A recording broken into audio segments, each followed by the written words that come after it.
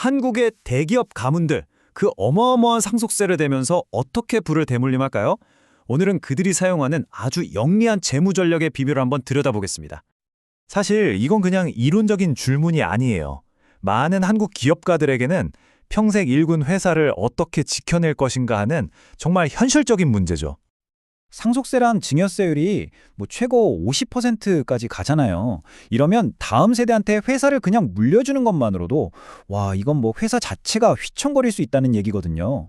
그런데 말이죠. 아주 정교하게 또 합법적으로 이 문제를 해결할 수 있는 장기 전략이 있습니다. 그게 바로 자녀법인 활용법이라는 겁니다. 이게 그냥 세금을 안 내려고 꼼수를 부리는 게 아니에요. 5년에서 길게는 10년에 걸쳐서 합법적으로 아주 치밀하게 회사의 가치를 옮기는 계획인 거죠. 자, 그럼 이 전략이 정확히 어떻게 돌아가는지 한번 볼까요? 이 전략은 크게 보면 딱 세 단계로 나눌 수 있습니다. 첫 번째, 설립 단계고요. 두 번째는 폭발적인 성장 단계. 그리고 마지막이 바로 모회사의 자산을 인수하는 과정입니다. 자, 그럼 한 단계씩 자세히 뜯어보죠. 자, 첫 번째 단계. 이게 사실상 가장 중요하다고 할 수 있는데 바로 과세 당국이 이건 진짜 사업체구나 하고 인정할 수밖에 없는 그런 합법적인 기반을 만드는 겁니다.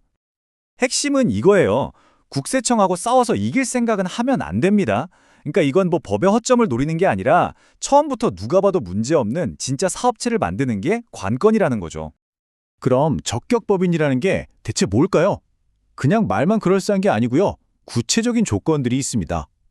예를 들어 자본금은 한 3천에서 5천만 원 정도는 있어야 하고 사무실도 모회사 한 구석이 아니라 완전히 독립된 공간이어야 해요. 특허나 벤처 인짐 같은 것도 있어야 하고 당연히 실제 직원을 최소 한두 명은 뽑아서 월급도 줘야 하고요. 특히 제조업이라면 정부 지원받기도 좋죠. 이 그림을 보면 차이가 확 느껴지시죠?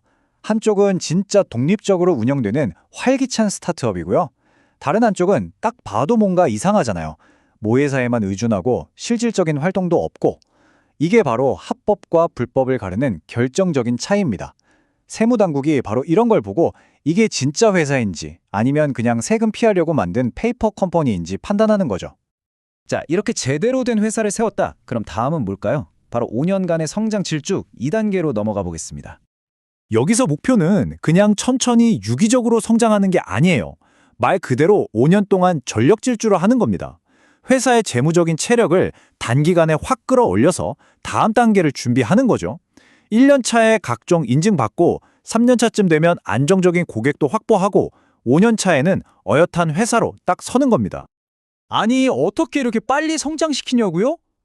바로 성장 엔진을 돌리는 거죠. 정부에서 주는 창업지원금이나 R&D 자금 같은 걸 최대한 활용하고요. 동시에 모회사로부터 일감 나누기 형태로 아주 전략적인 지원을 받습니다. 하지만 여기서 진짜 중요한 건 여기에만 의존하면 안 된다는 거예요. 반드시 제3자 고객, 그러니까 완전히 새로운 거래처를 만들어서 독자적인 사업 능력을 증명해야 합니다. 이게 핵심이에요.